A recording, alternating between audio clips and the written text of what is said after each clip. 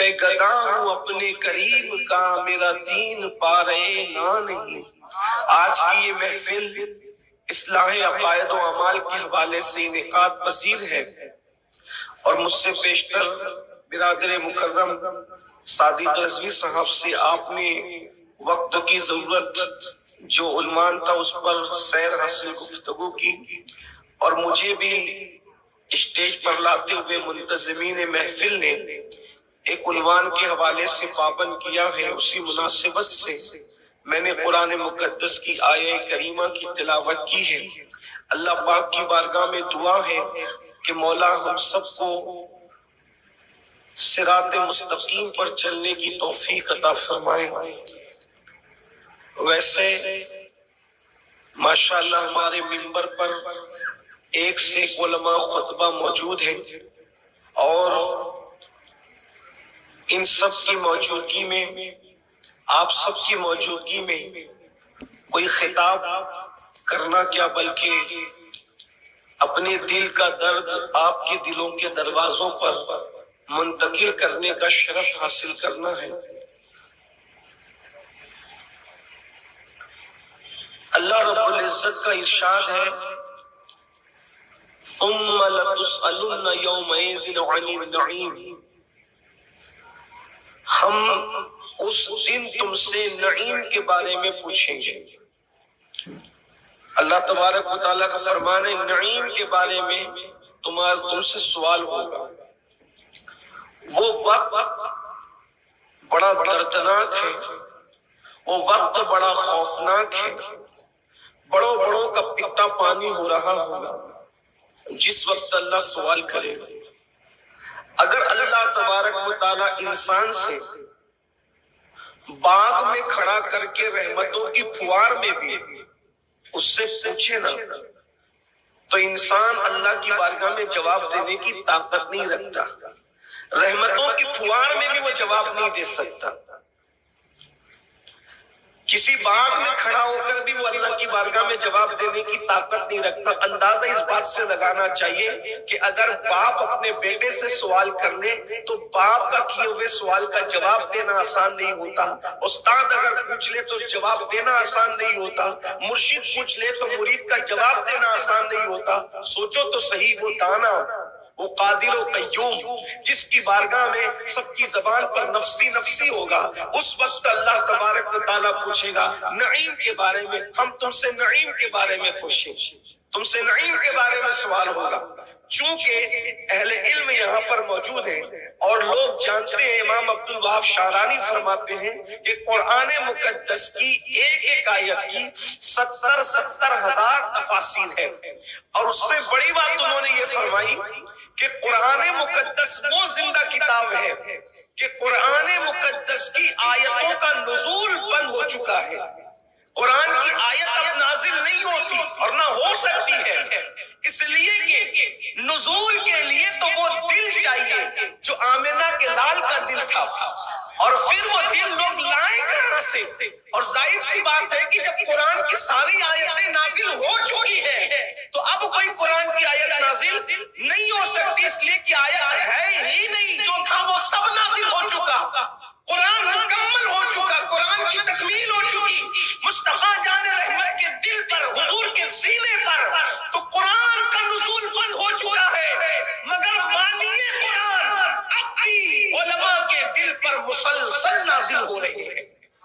قرآن وہ زندہ کتاب ہے، تو اللہ رب العزت فرماتا ہے ہم تم سے نعیم کے بارے میں پوچھیں گے۔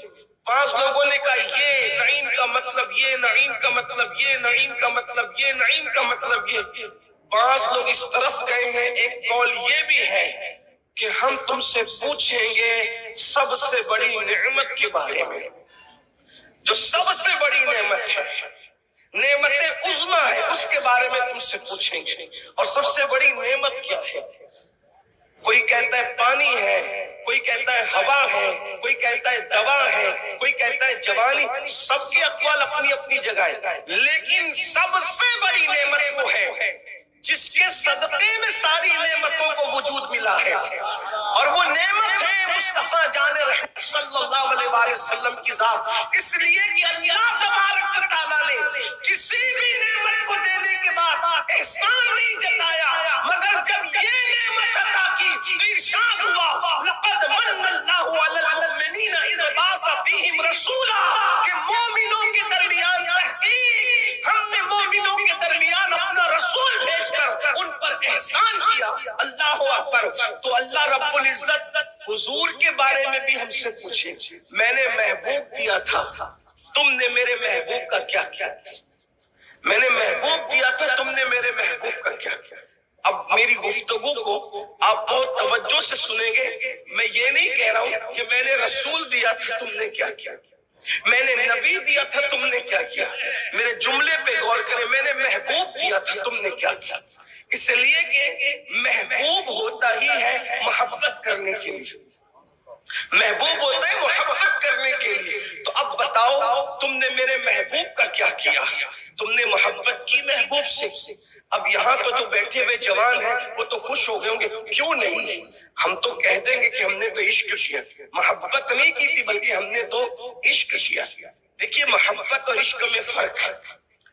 ہمارے سنی جوان عشق کرنے کا دعویٰ کرتے ہیں کہ ہم حضور سے عشق کرتے ہیں، میں کہتا ہوں کہ کاش محبت ہی کر لیتے تو بھی بڑی بات ہے۔ میں یہ نہیں کہہ رہا ہوں کہ آپ عشق نہیں کرتے یا وہ نہیں کرتا، سب اپنے اپنے دل کی کیفیت کو جانتے ہیں، لیکن آگے اگر وقت رہا اور بات کھلی تو ہم خود اس آئینے میں اپنے آپ کو چیک کریں گے کہ ہم محبت کرتے ہیں یا دغا کر رہے ہیں، ہم وفا کر رہے ہیں کہ دغا کر رہے ہیں، عشق کر رہے ہیں یا کچھ اور کر رہے ہیں۔ میرے محبوب کا تم نے کیا کیا؟ تو ہمارے پاس کیا جواب ہوگا؟ ہم کہتے ہم تو عشق کرتے ہیں۔ دیکھیے محبت اور عشق میں فرق ہے۔ محبت اس کو کہتے ہیں جب کسی کو کسی سے پیار ہوتا ہے، محبت۔ یہ محبت جو ہوتی ہے یہ خوب سے بنا ہے محبت۔ اور ایک بات آپ کو بتاؤں، جو دانا ہوتا ہے نا، دانا، اس کو بھی حبہ کہتے ہیں، دانے، بیج کو۔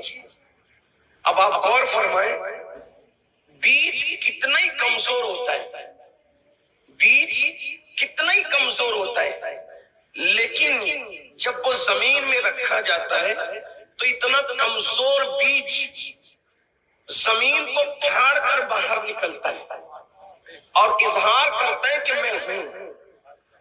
حالانکہ اگر زمین کو ہم ناخن سے کریدنا چاہیں تو ناخن زخمی ہو جائے گا، لیکن اتنا ناخن، نوکیلا ناخن، طاقتور ناخن زمین کریدنے سے زخمی ہوتا ہے، لیکن جسے حبہ کہتے ہیں، جسے دانا کہتے ہیں، جسے بیج کہتے ہیں، وہ کمزور ہونے کے باوجود بھی زمین کو پھاڑ کے نکلتا ہے۔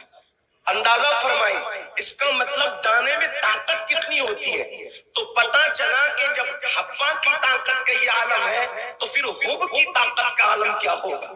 اسی لیے سب سے طاقتور چیز دنیا میں حب ہے، اور حب کسے کہتے ہیں؟ محبت کو۔ محبت، حب سے محبت بنی ہے، لیکن جب محبت کسی کو کسی سے ہوتی ہے تو وہ محبت کی منزل میں آ کر یہ کرتا ہے کہ وہ اپنا سب کچھ محبوب پہ قربان کر دیتا ہے، اپنی ہر خوشی کو محبوب پہ قربان کر دیتا ہے، اپنی ہر غم کو وہ کڑوا گھونٹ کو پیتا رہتا ہے محبت کے اندر۔ اس کی بس تمنا رہتی ہے کہ یار راضی رہے، محبوب راضی رہے، اللہ اکبر۔ لیکن محبت کے اندر بات یہ بھی رہتی ہے کہ اس کو اپنا بھی خیال رہتا ہے اور اس کو محبوب کا بھی خیال رہتا ہے، اور یہ محبت کا انداز رہتا ہے۔ لیکن اللہ اکبر، جب یہ محبت اور عروج پاتی ہے، قرآن اس کی طرح اشارہ کرتا ہے والذین آمنوا اشد حبا للہ، حب نہیں کہا، اشد حبا للہ۔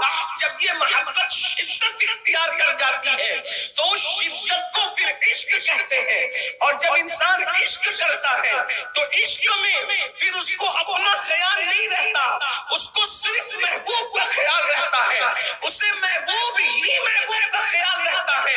اللہ اکبر، اس کی مثال یوں سمجھے، اللہ اکبر، جب میرے آقا معراج پر تشریف لے جا رہے تھے تو اس وقت آقا نے सिदरा पर हजरत जिब्रील से कहा कि जिब्रील यहाँ तक साथ आए, अब आगे साथ चलो। तो चूंकि वो फरिश्ता थे, फरिश्ता मोहब्बत कर सकता है, इश्क नहीं कर सकता, इसलिए कि इश्क के लिए दिल की जरूरत होती है, इश्क के लिए कल्ब की जरूरत होती है, और ये कल्ब अल्लाह ने सिर्फ हजरत इंसान को अता किया है। इंसान के सिवा किसी मखलूक को ये दिल नहीं दिया गया जो इश्क वाला दिल है। यूं तो मुर्गे के सीने में भी गोश्तों का लोथड़ा लटकता है, मगर वो कल्ब नहीं है जिसको वाकई कल्ब और दिल कहते हैं। वो तो कहने को मजाजन दिल है। अल्लाह अकबर। मेरे इमाम इस फलसफे को यूं खोलते हैं, दिल है वो दिल, दिल है वो दिल जो तेरी याद से मामूर रहा, सर है वो सर जो तेरे कदमों पे कुर्बान गया, आह वो आह कि नाकाम तमन्ना ही रही, हाय वो दिल जो तेरे दर से पुरअरमान गया। और नतीजा निकाल के कहते हैं, उन्हें जाना, उन्हें माना, न रखा गैर से काम, लिल्लाहिल हम्द, मैं दुनिया से मुसलमान गया। हजरत जिब्रील अमीन फरिश्तों के सरदार,